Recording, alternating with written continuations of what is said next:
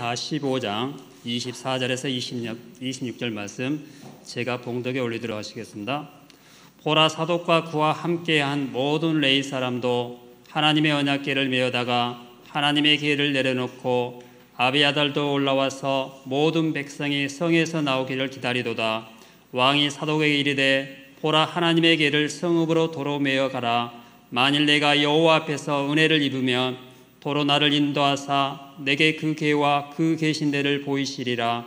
그러나 그가 이와 같이 말씀하시기를, 내가 너를 기뻐하지 아니한다 하시면 종이 여기 있사오니 선히 여기시는 대로 내게 행하시옵소서 하리라. 아멘.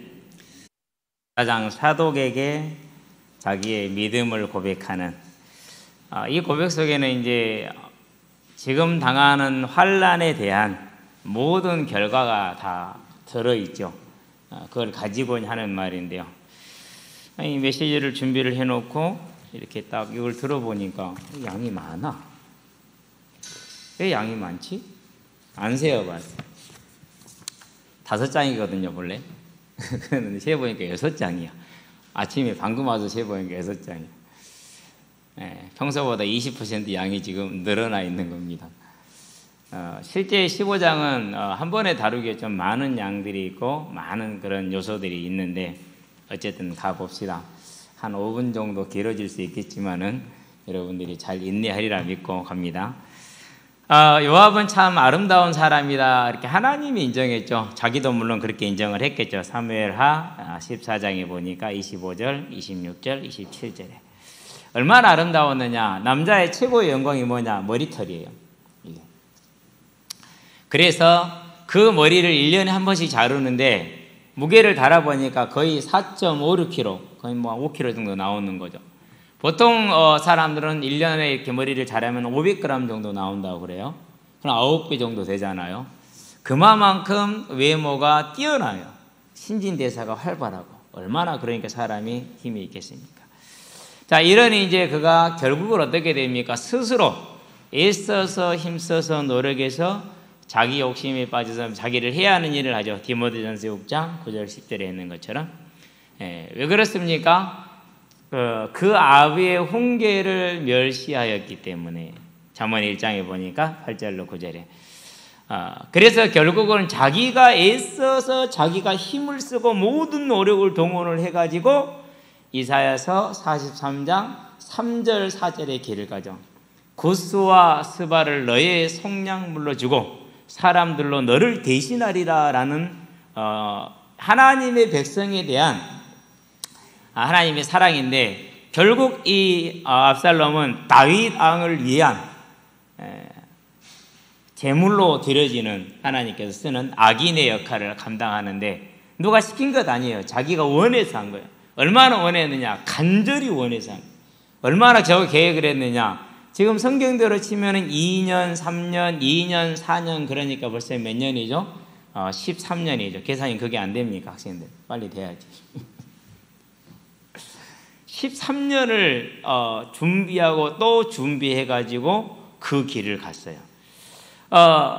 악인은 그렇게 자기 쌓은 악에서 악을 내었다. 마태복음 12장 35절에 보니 그렇게 말은 그렇게 갔죠.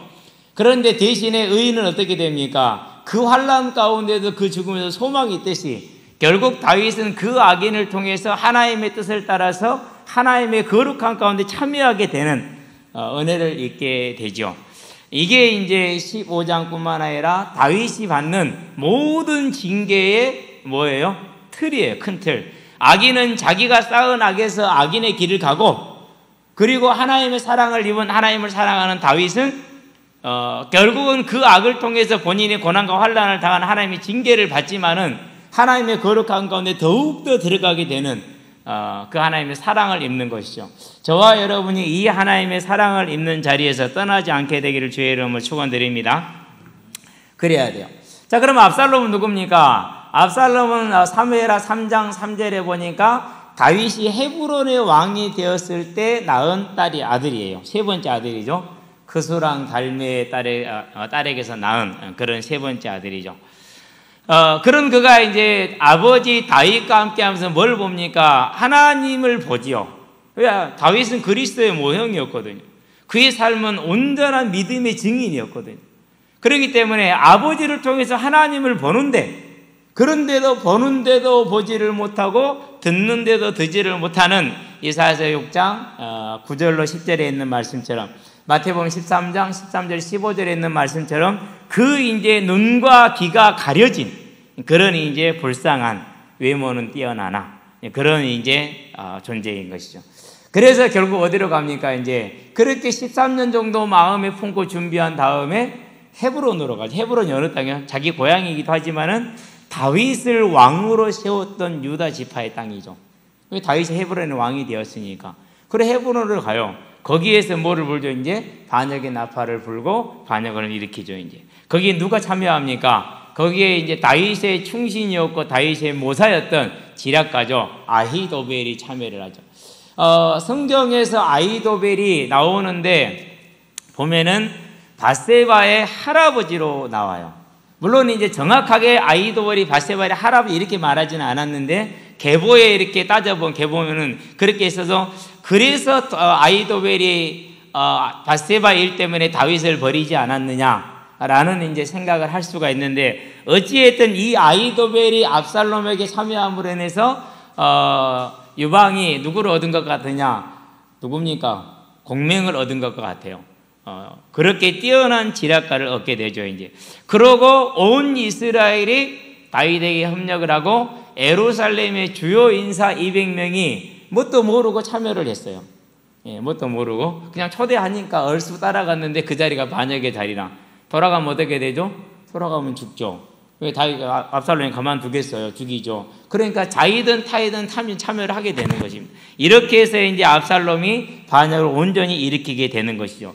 자, 그러니까 어떻게 됩니까? 이제 하나님의 뜻을 따라 하나님의 징계를 따라 그 일에 일어나고, 이 일에 결국 어떻게 됩니까? 다윗은 더욱더 하나님의 거룩한 가운데로 들어가게 되고 압살롬은 망하게 되고.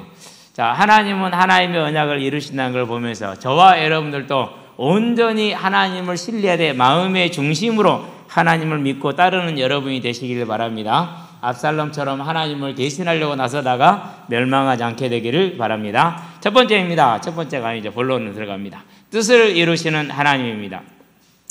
자, 성경을 다 살펴보면은 하나님의 징계는 다 받는 것이라고 그러는데, 실제로 뭐 아브라함 같은 경우는 많이 징계를 받지 않았으면 창피를 좀 당하는 정도, 뭐 마누 앞에서 얼굴을 못 드는 정도, 뭐 그 정도로 끝나는 거거든요.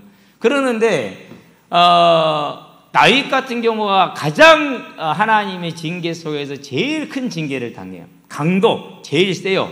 빈도 제일 많아요. 시간 제일 길어요. 중년에서 죽을 때까지.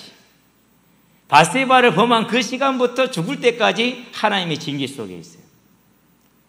뭐 이제 압살롬 끝나고 나면 누가 나오면 셰바가 나오죠. 셰바가 끝나고 나면 뭐가 나오죠? 인구조사가 나서 7만 명이 죽죠. 적은 수가 아니죠. 성인 남자만 7만 명이에요. 그러고 나면 누가 반역을 하죠? 이제 아도니아가 반역을 하죠. 그러고 있다가 이제 2년을 그러고 나서 죽고 솔로몬이 왕으로 올라오는, 그래서 왕으로 세워놓고 다시 죽게 되잖아요. 그러니까 죽을 때까지. 그러니까 그 강도와 내지는 또 시간의 길이와 빈도가 가장 많은 게 다윗이에요. 그런데 이런 다윗의 삶을, 특별히 노년의 삶을, 이 말년의 삶을 사무엘하 7장 1절에 뭐라 그러세요? 평안케 한 때에 그렇게 얘기를 했어요. 열왕기상 29장 28절에 보니까 부와 종기가 함께 하였더라 이렇게 얘기를 했어요. 아니 이렇게 고난을 당하고 있는 다윗을 향해서 부와 종기가 함께 하였고 평안케 하였더라 얘기를 했어요. 도대체 뭐가 앞뒤가 안 맞는 것 같잖아요. 그러면 이제 어디로 가면 됩니까? 요한복음 16장 33절을 가보세요. 세상에서는 너희가 환난을 당하나 담대하라, 내가 세상을 이기었노라 그러죠. 그러면서 요한복음 14장 27절에 뭐라고 하니까 내가 너희에게 평안을 주노니, 나로 말미암아서 환난을 당할 것이다, 내가 너희에게 평안을 주노니. 뭐 앞뒤가 안 맞는 것 같아. 그렇죠? 그래서 시편 32편을 가면은 답이 나와요. 한 32편 한번 펴보세요. 이렇게 얘기를 하죠. 짧게 얘기합니다. 32편은 주제가 아니니까. 1, 2절에 뭐라고 표현을 합니까? 이렇게 말을 합니다. 허물의 사함을 받고 자신의 죄가 가려진 자는 복이 있도다. 마음에 간사함이 없고 여호와께 정죄를 당하지 않은 자는 복이 있도다. 자기가 복 있는 자래요. 이유가 나오죠. 3절부터 5절까지 볼까요? 자, 내가 입을 열지 아니할 때 종일 신음함으로 내 뼈가 쇠하였도다. 뼈가 쇠하였는데 알았어요? 몰랐어요? 몰랐어요. 그게 중요한 사실이에요. 자기가 자기 뼈가 쇠하였는데 모르고 있어요. 그게 죄악에 빠져 있을 때의 특징이 그래요. 나중에 알고 나니까 내가 그때 이랬구나라는 걸 아는 것이죠. 주의 손이 주야로 나를 누르시오니 내 진액이 빠져서 여름 가뭄에 마름같이 되었나이다. 내가 이르기를 내 허물을 여호와께 자복하리라고 주께 내 죄를 아뢰고 내 죄악을 숨기지 아니하였더니 곧 주께서 내 죄악을 사하셨나이다 그랬어요. 하나님과의 관계가 회복이 된 거예요. 물 밖에 있던 물고기가 물에 들어온 거예요. 뿌리가 뽑혔던 식물이 땅에 심기어진 거예요. 그러니까 뭐가 됩니까? 이제 하나님과의 관계가 회복이 됐죠. 하나님과의 관계가 회복된 상태에서 하나님이 징계를 지금 받고 있는 거예요. 그러니까 그 징계를 어떻게 되는 겁니까? 6절 7절에 말합니다. 이로 말미암아 모든 경건한 자는 주를 만날 기회를 얻어서 주께 기도할지라 진실로 홍수가 범람할지라도 그에게 미치지 못하리이다. 주는 나의 은신처이오니 환난에서 나를 보호하시고 구원의 노래로 나를 두르시리이다. 하나님과의 관계가 회복이 되니까 어떤 문제가 다가오고 어떤 일이 다가오도 뭐가 되는 거예요? 그가 평안할 수가 있는 거예요. 그의 종기가 뭐 하는 거예요? 하나님으로 말미암은 그 종기가 넘어지지가 사라지지 않는 것이죠. 그래서 내 영혼 평안해 이렇게 노래하죠. 그건 무슨 말이죠? 환난과 시험과 어려운 일이 있으나 핍박과 환난과 고난이 있으나 주와 함께하기 때문에 사도행전 27장에 보니까 바울과 그 일행들이 14일 동안을 풍랑 속에서 먹지도 못하고 자지도 못하고 지금 엎어지다 뒤집어 이렇게 하고 있습니다. 누구는 평안하죠? 바울은 평안했어요. 다윗의 그 삶을 우리가 이게 복음을 가진 자가 사는 삶이라는 사실을 착각하지 않기를, 여러분이 혼돈하지 않기를 주의 이름으로 축원드립니다. 자, 그래서 회개는 용서와 뭐를 가지고 옵니까? 저와 여러분을 하나님의 거룩한 가운데 들어가게 함으로 어떠한 일을 만나든지 무슨 일을 만나든지 만사형통하리라 이렇게 만들죠. 그렇죠? 그래서 그렇게 찬양하잖아요. 그렇죠, 김원영 선생님? 예, 묵상 하시는가요? 아니죠. 네. 묵상하지 마세요. 이 시간은 저를 똑바로 쳐다보고 말씀을 드려야 돼요. 만일 우리가 우리 죄를 자백하면 우리를 그는 미쁘시고 의로우사 우리를 용서할 뿐만 아니라 모든 불의에서 우리를 어떻게 하신다고 그랬어요? 깨끗해. 그럼 어떻게 깨끗하게 해요? 모든 불의에서. 여러분도 그냥 막 깨끗하게 하는 삶을 살 수 있어요? 한 대씩 처음 맞아야 돼요. 한 대씩 얻어맞잖아요. 그렇죠? 한 대씩 얻어맞는 거예요. 징계를 통해서 모든 불의에서 깨끗하게 하시겠다는. 안 맞아본 사람 손? 저는 손 들 수 있어요. 안 맞아봤으니까 한 번도.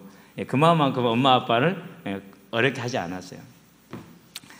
막내이기도 했지만은 제가 볼 때 어른들이 너무 철없었어. 어려서 제가 제 눈에 어른들이 어떻게 제 철딱서니가 안 들까. 지금 보니까 별로 그렇게 좋은 건 아니었던 것 같아. 어쨌든 하나님의 그런 이제 용서와 깨끗게 하심이 다윗에게 임하였고 하나님과 함께하게 되니까 어떻게 됩니까? 그가 어떤 일을 만나든지 간에. 그래서 우리가 이렇게 얘기하면 됩니다. 칭의를 이루는 회개. 불신자였어요. 죄도 잘 몰라요. 예수님을 그냥 영접했어요. 하나님의 자녀가 됐네요. 신앙생활을 하면서 성경을 읽으면서 말씀을 듣다가 천천히 가다 보니까 어떻게 됐어요? 오메 세상에 이런 죄인이 없어. 누가 같은 죄인이 없어요? 나 같은 죄인이 없어. 세상이 진짜로 그래요. 나 같은 죄인이 없는 거야. 이제 이때 또 뭐가 이러는 거죠? 칭의의 회개는 끝났지만 성화의 회개는 계속 이루어지는 증거가 있죠. 로마서 7장이죠. 바울이 하나님을 만났어요. 그러고 이제 그 율법의 매임에서 벗어나서 자유를 누리기 시작을 했어요. 그런데 보니까 자기가 자유를 누려요? 못 누려요? 못 누려요. 계속 죄 가운데 있단 말이에요. 아이고 어찌할꼬. 뭘 이루는 거죠? 성화를 이루는 회개 가운데 그러므로 그리스도 예수 안에 있는 자에게는 정죄함이 없나니 그리스도 예수 안에 있는 생명의 성령의 법이 죄와 사망의 법에서 이때 이 고백이 무슨 고백입니까? 도저히 내 힘으로는 의를 이룰 수 없고 거룩을 이룰 수 없습니다. 그러니까 누구를 붙들 수밖에 없습니까? 그러니까 천부여 의지없어 손들고 나옵니다. 나와서 또 예수를 붙드는 겁니다. 그게 뭡니까? 그게 복음입니다. 알게 했기 때문에 이 하나님의 뜻이 저와 여러분에게 이루어지듯이 다윗에게도 이루어지고 있다는 사실을 우리가 보면서 우리는 뭘 고백할 수 있습니까? 이 칭의의 회개를 한 자들에게 주어지는 성령으로 말미암아 성화의 회개가 매일매일 매 시간마다. 실제로 저는 예수님을 만나고 나서 한 10여 년 동안은 내 성경도 다 알고 나는 예수도 잘하는 줄 알았어요. 완전히 거의 완전에 가까운 사람인 줄. 성경을 2년 동안 십독 해버리니까는요, 여러분 2년 동안 십독 해보세요. 어떻게 되는가? 그러니까 다 아는 것 같고 다 그런 것 같아요. 그리스도 다 아는 것 같더라고요. 시간이 가면 갈수록 지금은 이제 솔직히 하는 말이 있어요. 은혜로 살지 네 어찌 아는 게 없습니다. 예수를 알기는 그냥 무늬만 닮아서 무늬만 닮아. 진짜로 그래요. 그래서 매 시간마다 뭐라니까 긍휼하심을 받고 때를 따라 돕는 은혜를 얻기 위하여 담대히 은혜의 보좌 앞에 나아갈지. 여기서 담대히란 말은 무슨 말입니까? 그 말은요, 내가 죄인임에도 뭐 하는 거예요? 굴하지 않고 좌절하지 않고 낙심하지 않고 나간다는 것을 말하는 것입니다. 자, 이게 뭐예요? 하나님이 우리를 징계하시는 이유와 목적이 거기에 있어요. 그러면은 하나님이 누구를 사랑합니까? 내가 이세 아들 다윗을 보니 내 마음에 합의한 자라 그랬어요. 연예인이 바람 피웠어. 성질 나요, 안 나요? 그놈 참 나쁜 놈이다. 그죠? 성질 나요, 안 나요? 안 나요. 내가 사귀는 내 애인이, 남편이, 아내가 바람 피웠어. 어떻게 돼요? 칼 들죠. 아무리 얌전한 선비도 칼 들어요. 든다니까는요. 무슨 말이에요? 하나님이 그토록 사랑하는 다윗인데 요놈이 바람 피웠어. 가만 두겠어요? 반 죽이겠어요? 그렇죠? 근데 하나님은 사랑의 하나님이시라 어떤 매를 들죠? 다시 자기에게 돌아오게 하는 매를 드시겠죠. 그 매가 지금 어떤 매가 들어진 거예요? 그 매가 압살롬의 반역의 매가 들어진 거야. 압살롬의 반역의 매가. 근데 그럼 하나님이 압살롬을 시켜서 죄를 짓게 했습니까? 아니요. 자기가 원해서 간 것이에요. 그렇죠? 네. 하나님의 은혜가 멈춰 있을 뿐이에요. 자기가 원해서 갔어요. 누구 탓할 것 아무것도 없어요. 그래서 요한계시록 3장에 뭐라고 하면 라오디게 교회 하는 말입니다. 내가 사랑하는 자마다 징계를 하느니 열심을 내라, 회개하라, 이렇게 얘기를 하죠. 그렇죠? 그래서 이 하나님의 뜻이 누구한테 임했다고요? 다윗에게 임한 거죠. 악인은 악인의 길을 가고 의인은 의인의 길을 가는 겁니다. 자, 그래서 이제 그 매가 오는데 다른 사람보다 크게 맞는 이유가 있어요. 누가복음 12장 47절 8절에 보니까 뭐라고 할까? 알고도 주인의 뜻대로 행하지 않는 자는 많이 맞을 것이요 모르고 행하지 아니한 자는 적게 맞을 것이다. 그렇게 얘기를 했어요. 많이 받은 자에게는 많이 달라 할 것이요 많이 받은 자에게는 많이 요구할 것이라 했거든요. 다윗은 많이 받은 자죠. 많이 달라 가지고. 그래서 많이 맞는 거예요. 자, 야고보 3장 1절에 보니까 선생된 우리가 더 엄한 심판을 받을 줄 알지 못하느냐? 그러므로 너희는 많이 선생되려 하지 말라, 이렇게 얘기를 하죠. 그러면은 다윗은 뭐예요? 선생은 뭘 말하죠? 재판관은 선생이라고 그래요. 재판을 내리잖아요. 이건 죄다? 너 죄인이야? 이건 네가 잘못한 게 너는 의인이야? 이게 너 가르치는 거잖아요. 재판관은 가르치는 사람이라, 왕은 재판관이라, 그리고 왕은 선생이라. 그러니까 뭐 하는 거죠? 당연히 많이 맞는 것이죠. 그래서 이렇게 지은 매를 만든 그게 이제 압살롬이에요. 근데 이 압살롬이 얼마나 죄가 가득한 사람이냐? 사울하고 비슷해요. 사울이 뭐랍니까? 사울이 자기 자신의 외모를 자랑했죠. 사무엘상 9장 2절에 사울 같은 자가 없더라. 사무엘하 14장 26절에 5절에 다 압살롬 같은 자가 없더라 그랬어요. 그것은요, 그냥 하나님 말하는 게 아니라 본인들이 그걸 그렇게 가지고 있었다는 걸 지금 말해야 되는 거예요. 두 사람 다 자기 이름을 해서 뭘 세웠던 사람이요? 비석을 세웠던 사람이에요. 아말렉을 진멸하라니까 가서 하라는 것은 안 하고 지 이름이나 내고 있어. 15장 12절에. 그렇죠? 18장 18절, 사무엘하 18장 18절에 보니까 압살롬도 자기 이름을 내는 비석을 세웠어. 둘 다 똑같아. 두 사람 다 자기 유익을 위해서는요, 하나님을 멸시하는 걸 전혀 두려워하지 않았던 사람. 15장 9절에 보니까 뭐합니까? 좋은 것은 다 남겼더라 그랬어. 하나님은 다 진멸하라고 그랬는데. 18장 9절에 보니까 어떻게 됩니까? 사무엘상에서 그때부터 사울이 다윗을 쳐다보니 어쨌더라? 편치 않았더라 그랬어. 오직 자기 유익이라. 압살롬도 마찬가지죠. 15장 1절부터 6절에 보면 뭐합니까? 자기 자신을 위해서 전배를 세워요. 다윗 왕도 세우지 않았던 거예요. 전배 50명, 호위병을 세우는 거. 누구를 따라한 거예요? 예할아버지 그술 왕을 따라한 거예요. 예. 그러니 이제 해서 사람들에게 뭘 보입니까? 뛰어난 외모에 웅장한 그런 뭐 이렇게 왕자의 면모를 보이죠. 그러면서 뭘 하죠? 성문 곁에 딱 서가지고 길가에 딱 서가지고 궁전에 들어가기 전에 그 앞에 지가 서 있어요. 그래갖고 이리 온나? 어디 가냐? 왕한테 재판받으러 가는데 어디서 왔는데? 어디서 왔는데요? 야야야 갈 것 없다. 왕이 너를 위해서 재판관 세우지 않았다. 사실이에요? 거짓말이에요? 거짓말이죠. 항상 그렇죠. 그렇게 하죠. 자, 그러면은 이 일이 왜 다윗이 가만뒀을까요? 사무엘하 7장에 보니까 마지막 절에 뭐라고 그럽니까? 왕의 아들들은 뭐가 되더라? 대신들이 되더라. 왕께 직언하고 간언하는 최고의 자리란 말이에요. 그러니까 왕자로서 다윗 왕이 입술을 맞췄으니까 차기 뭐예요? 이 백성들이 볼 때는 차기 왕이라고 볼 수 있죠. 그렇게 인정할 수 있는 거예요. 그건 자기가 해주겠대요, 압살롬이. 그러니까 사람들이 어떻게 돼요? 멋있지요. 자기를 살 때 네 사정이 옳다마는 그래요. 듣지도 않고. 아니 재판받으러 오면 다 사정 알아봐야 되는데 무조건 네가 옳다 해버린 거예요. 이런 못됐죠. 그렇죠? 이런 식으로 이제 마음을 도적질을 하는 거죠. 자기 유익을 위해서는요, 어떠한 거짓말도 할 수 있는 사람, 없는 말도 지어내는 압살롬, 그런 사람이 된 것이죠. 자, 이렇게 함으로 인해서 이제 준비를 4년 동안 했다 그러는데, 이 4년이 그냥 복귀한 이후 5년 이후에 4년을 말하는 건지, 안 그러면 이전에 그술에 있을 때부터 4년을 말하는지는요 정확하게 알 수가 없어요. 연대 계산을 해보니까 안 맞아요. 그래서 아마 그술에 있을 때부터 생각이지 않겠느냐라는 것으로 생각을 하는데요. 자, 그렇게 해오고 나서 아버지에게 뭐라고 말하고 7절에 보니까 4년 만에 압살롬이 왕께 아뢰되 내가 여호와께 서원하는 것이 있사오니 청하건대 내가 헤브론에 가서 그 소원을 이루게 하소서라고 거짓말을 합니다. 이 거짓말이 중요해요. 왜 거짓말이 중요하냐면요, 이 거짓말 한 구절 속에 10계명의 1계명부터 10계명까지가 다 어겼거든요.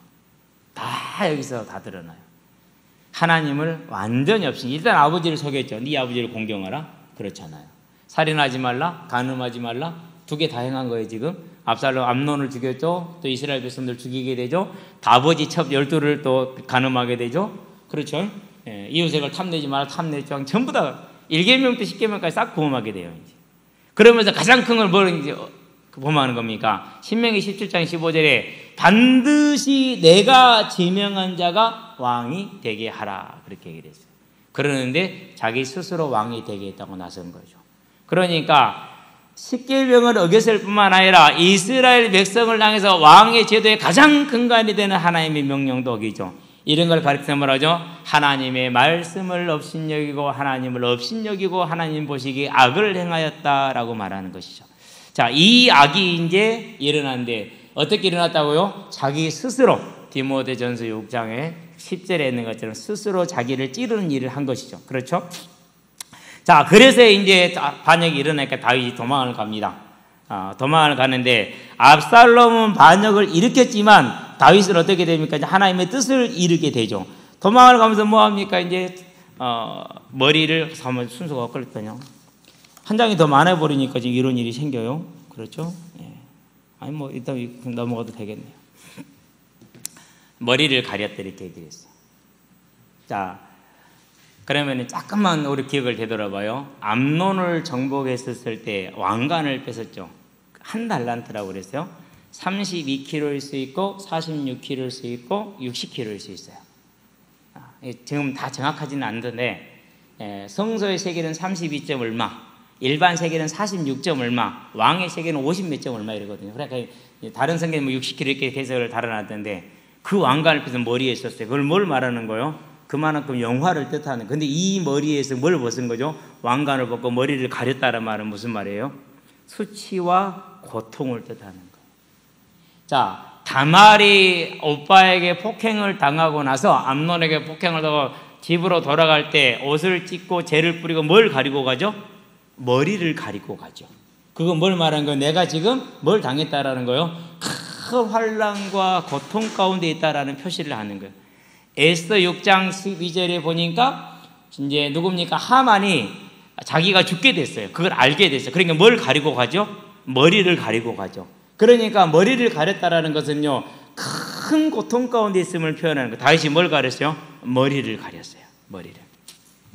머리는 영광의 상징이다 이렇게 하는데 그걸 이제 가리고 가는 것이죠. 자, 이걸 이제 가리고 이제 도망을 갑니다. 예루살렘을 빨리 빠져나가겠죠. 그런 다음에 이제 어떻게 합니까? 그 다음에 뭘 보죠? 이건 좀 짧게 넘어가도록 할게요. 안 그러면 양이 너무 많아서 힘드니까. 그 다음에 신발을 벗어요. 두 가지 의미가 있어요. 첫 번째, 여러분 우리가 이제 지금은 이제 집에 사니까 뭐 화장실에서만 신는 신 따로 있어요, 없어요? 있죠. 그거 신고 안방 걸어다니면 돼요, 안 돼요? 안 되죠. 근데 왜 여러분 이거 신고 화장실 왔다 갔다 해요? 앞으로 여기 있는 신 신고 화장실 가지 마세요. 무슨 말인지 알았어요? 신발은 뭘 상징하죠? 그러니까 모든 부정의 대표가 신발이에요. 그래서 뭘 보세요? 그래서 출애굽기 3장 5절에 보니까 모세야, 네가 선 곳은 거룩한 땅이니 네 발에서 뭘 벗어라? 신을 벗어라. 하나님이 여호수아를 부릅니다. 5장 15절이 여호수아서에서 네가 선 땅은 선 곳은 거룩한 땅이니 네 발에서 신을 벗으라 그랬어요.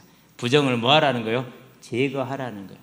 다윗이 이것은 신발을 벗었다는 말은 무슨 말이죠? 자기의 부정을 벗겠다라는 뜻이죠. 뭐 하고 있는 중이요? 회개. 깊은 회개를 하는 거예요. 그것이 무슨 회개죠? 무슨 회개요? 바세바 범하고 우리아 죽인 거, 그거 회개하는 거. 자, 우리 고린도전서 1장을 오늘을 통해서 보았죠. 바울이 뭐 한다고 그랬어요? 나는 감당치 못할 자라고 그랬죠. 그걸 뭐라고 무슨 시제로 썼다고요? 진행형, 현재 진행형 시제를 썼다고 그랬죠. 지금도 뭐 하고 있다라는 거니까 그때 그 죄를 회개하고 있다라는 거예요. 의미를 좀 깨달게 되길 바랍니다. 큰 회개의 뜻을 나타내는. 두 번째는 뭘 말하는 것이냐? 누가복음 15장 22절에 보니까 돌아온 탕자가 왔어요. 돌아온 탕자가 왔는데 아버지가 뭐라고 그럽니까?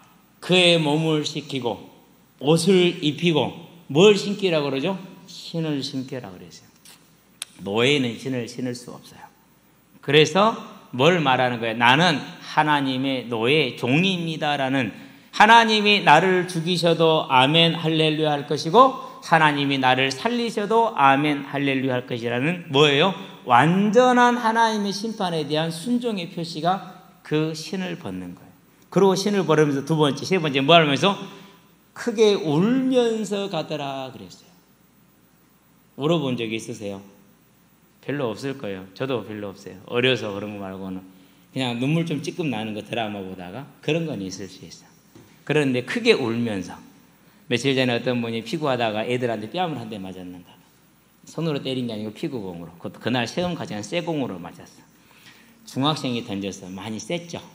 그러니까 아프기도 하고 처음으로 뺨을 또 맞아봤고 서럽기도 하고. 근데 이게 그렇게 내 사정도 서로 그래갖고 그냥 펑펑 울었다네. 그런 울음 말고 그건 내 서러워서 우는 거고 그런 거 말고 뭐 하는 거예요 지금? 왕이 중년의 남자가 통곡을 하는 거예요. 뭘 통곡하는 거예요? 내 죄로 말미암아서 이 일이 터졌으니 이 일에 죽을 이스라엘 백성의 생명이 얼마이며 이 일로 말미암아 내 아들이 죽게 될 일이 그 생각을 하면 얼마나 가슴이 아프겠어요. 여러분들 자녀가 나 때문에 죽는다고 생각해 보세요. 상상 자체가 안 되는 일이에요. 상상 자체가. 자녀가 나 때문에 죽는다니까 지금. 물론 자기 악으로 가기는 해요. 그러는데 결국 자기 또 다윗의 죄로 말미암은 일이기도 해요. 그러니 얼마나 다윗이 그 울음 속에는 뭐가 들어있겠습니까? 큰 통의 자복이 들어있는 것이죠. 자, 그러는데 이건 또 한 면이야. 또 다른 면이 보여요. 자, 그러면 나는 슬프니까 울고만 있으면 돼? 회개만 하고 있으면 돼요? 아니죠. 나는 누구예요? 하나님의 종이잖아요. 누구를 잡아야 돼요? 하나님을 반역한 자들을 가만두면 돼요? 안 돼요? 하나님을 없인지고 하나님께 악을 행하는데 그것을 다스릴 임무를 가진 누구예요? 왕이에요. 그러니까 당연히 무슨 일을 해야겠죠? 이제 왕으로서의 일을 해야죠. 이렇게 울며 그렇게 회개를 하면서 일은 정확하게 치러내요. 빨리 가자. 예루살렘을 빨리 빠져나가요. 왜 예루살렘을 빠져나가요? 하나님의 도성, 천국을 상징한다고 그랬잖아요. 그 성에서 뭐가 있으면 안 돼요? 사륙이 있으면 안 돼요. 피가 있으면 안 돼요. 그래서 빨리 빠져나가는 거예요. 뭐 하는 거예요? 하나님의 성막이 훼손될 수도 있어요. 전쟁통에 빨리 빠져나가는. 그럼 뭐가 훼손될 수 있어요? 그 안에는 언약궤를 보장할 수 없어요. 빨리 빠져나가는. 두 번째, 예루살렘에 있는 백성들이 화를 입게 되죠. 왜? 거기도 전쟁이 나면은 파괴가 일어나니까 화를 입잖아요. 그래서 이제 뭐로 나가니까 싸움을 어디로 옮기는 거예요? 들판으로 옮기는 거예요. 그래서 지금 빨리 도망을 가는 거예요. 대단히 빠른 판단이죠. 두 번째, 이때 가드 사람이 이때 블레셋 사람이 그 사람들이 뭐라 말하면 너는 이 땅에 망명 온 지 얼마 되지 않았으니까 여기 남아있어도 압살롬이 너를 죽이지 않는다. 그렇게 나를 따라서 괜히 고생하지 말고 너는 여기에 있어라 라고 허락을 해줘요. 허락을 해줘. 여러분 한 사람이라도 더 필요하잖아요. 근데 뭐예요? 이때는 장소 용사거든요. 큰 용사예요. 근데 그를 머무르라고 그래요. 참 대단한 믿음이죠. 그게 없어도 뭐 한다라는 거예요? 한 사람이 아쉬운 때인데 그렇지 않아요. 누구를 알기 때문에요? 하나님이 이 일을 행하셨으니까 사람이 어찌하든지 간에 그 일을 이루실 것을 믿기 때문에 이때에게 선을 베풀어 주는 거예요. 이때가 뭐라고 그럽니까? 사시는 여호와 하나님을 두고 맹세하노니 내가 왕과 함께 하겠나이다. 그러면 따라가는 것이죠. 그런데 무슨 일을 합니까? 사독과 아비아달이 제사장이 지금 둘이었어요. 사독은 비느하스 계통이고 그리고 아비아달은 넷째 아들 계통이에요. 서로 계통이 좀 달라요. 근데 그런 건 뭐 주제 강의 나누고 두 사람이 언약궤를 메고 나왔어요. 우리 사람들을 태우면서 메고 나가게 했기 때문에 레인들을 통해서. 그러니까 뭐라고 그러니까 아니다. 너희는 들어가라. 이 언약궤가 나와 함께 떠돌게 할 수 없다라는 거예요. 그러면서 언약궤를 돌려보내면서 뭘 명령합니까? 너희는 여기에 남아서 상황이 어떻게 되는가를 나에게 알려주라. 그러니까 뭐 하라는 소리예요? 여기에서 내 연락책이 되라는 소리죠. 뭐 내놓으라는 소리죠 지금? 생명 내놓으라는 소리거든요. 걸리면 죽거든요. 생명 내놓으라는 소리예요. 사독과 아히마아스와 아비아들과 요나단 아들, 아버지 아들이거든요. 아니 너희 부자의 목숨을 다 내놓으라는 소리예요. 그런데요 아무 말 하지 않고 알겠다고 들어가죠. 예. 그런데 누가 와서 말합니다. 아히도벨이 압살롬에게 붙어버렸답니다. 큰 일이에요. 왜요? 16장에 보니까 아히도벨을 뭐라고 말했는데 23절에 보니까 그의 생각은 곧 하나님의 생각과 같더라 이렇게 얘기를 했어요. 신적인 지혜가 있는 사람. 그런 아히도벨이 압살롬하고 붙었으니까 어떻게 됩니까? 이제 다윗 왕에게는 제일 큰 위협이죠. 그럴 때 뭐 합니까? 바로 뭐예요? 여러분한테 어떻게 하겠어요? 사람으로 감당할 수 없는 최고의 모사인데 누가 있어요? 하나님이 있죠. 하나님 아히도벨의 모략을 뭐하게? 무력하게 하시옵소서. 바로 기도하거든요. 보세요. 하나하나 이렇게 징계를 이렇게 차곡차곡 이렇게 계책을 내는데 얼마나 정확합니까? 그런 다음에 바로 응답을 노립니다. 나가자마자 누가 옵니까? 후세가 와요. 후세는 아히도벨과 거의 견주는 그런 모사예요. 후세에게 말하면 네가 나를 따라오면 나에게 누가 될 것이다. 손해가 될 거라. 너는 뭐 하라는 거죠? 가서 아히도벨이 계략을 내면은 반대 계략을 내라. 그렇게 보냅니다. 그러니까 어떻게 됩니까? 그러면서 구체적으로 어떻게 압살롬의 마음을 돌리라고 얘기합니다. 전에는 내가 왕의 아버지의 친구였지만 지금은 왕의 부하입니다. 이렇게 하라고 그러죠. 이제. 그렇게 또 후세가 또 아멘하고 돌아가요. 그렇죠. 자, 그러면서 이제 다윗이 이렇게 조치를 취하는데 뭘 가지고 합니까? 분명한 확신을 가지고 합니다. 어떤 확신을 가지고 하죠? 나중에 17절에 18장에 보면은 전쟁을 나가는 장수들한테 부탁합니다. 압살롬 죽이지 말라고. 그러면은 다윗에게 있는 용사는 몇 명이 되느냐? 그렉 사람과 아렉. 그러니까 그 호위병들 한 40-50명 되겠죠? 그리고 원래 처음 함께 했던 600명. 그러니까 많아봤자 700명밖에 안 돼. 그 700의 용사를 가지고 전 이스라엘을 불러 모은 압살롬과 군사하고 싸우겠대. 그런데도 불구하고 뭘 가지고 있는 거예요? 이길 확신을 가지고 있는 거예요. 왜 그렇죠? 다음 차기 왕은 누구예요? 솔로몬이지 압살롬이 아니에요. 압살롬 왕이 될 수가 없어요. 사독에게 하는 말을 보세요. 선히 여기시는 대로 하나님이 계획하셨으니까 그 뜻을 이루실 것이기 때문에 압살롬은 안 되고 그럴 것이라는 거죠. 13장 13절에 뭘 받았어요? 이미 용서를 받았으니 죽지 않을 거라고 했죠. 절대 다윗은 그걸 확신하고 있는 거예요. 안 죽어요. 그러니까 뭐 하는 겁니까? 그러니까 회개는 철저하게 하지만은 또 뭐죠? 하나님의 편에 서서 할 일은 또 철저하게 하죠. 저와 여러분들이 이걸 통해서 뭘 보면 됩니까?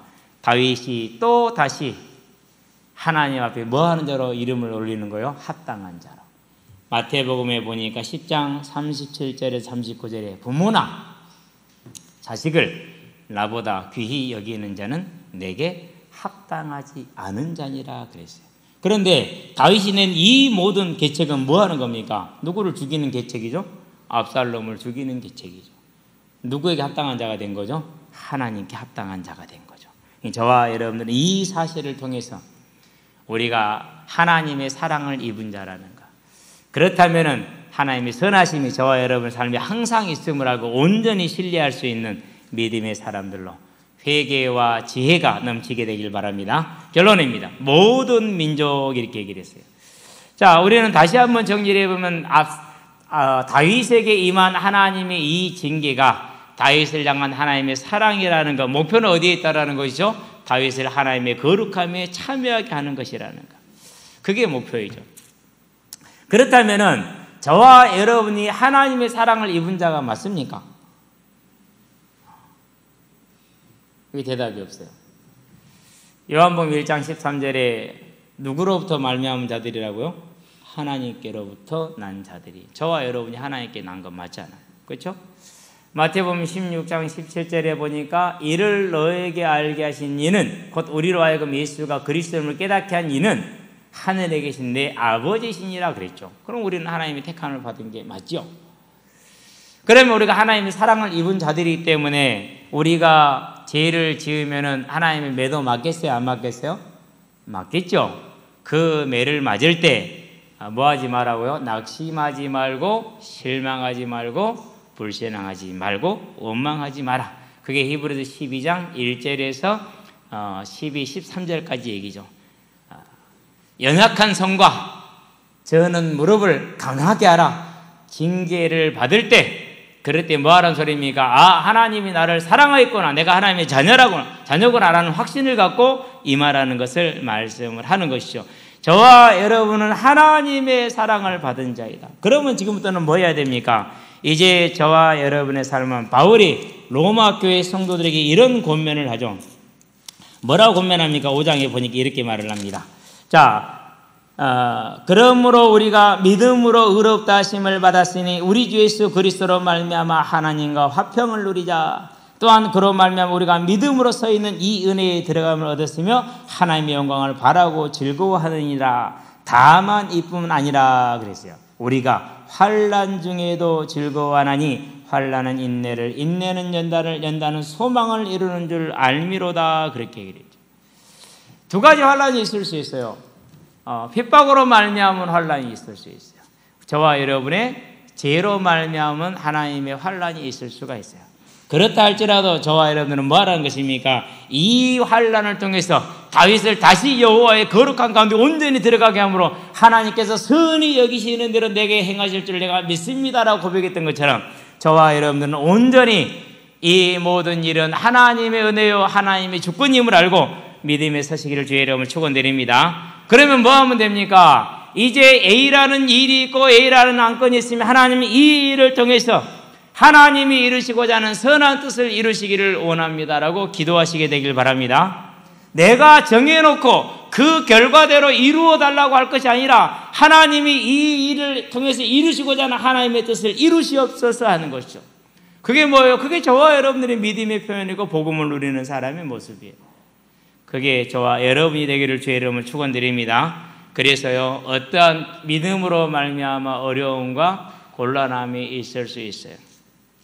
그렇다 할지라도 그 어려움과 곤란함이 그냥 오는 것이 아니고 우리를 상급을 주는 것이고 저와 여러분을 통해서 이루고자 하나님의 뜻이 있는 것이기 때문에 그걸 통해서 하나님을 증거할 일이 있기 때문에 오는 것이기 때문에 절대 낙심하지 말고 하나님의 뜻을 이루기를 믿음으로 확신으로 구하시게 되길 바랍니다. 특별히 이제 이번 이 코로나로 말미암아서 가장 큰 피해를 보는 게 그 중에 하나가 교회입니다. 하나님이 왜 교회를 피해를 보게 하실까요?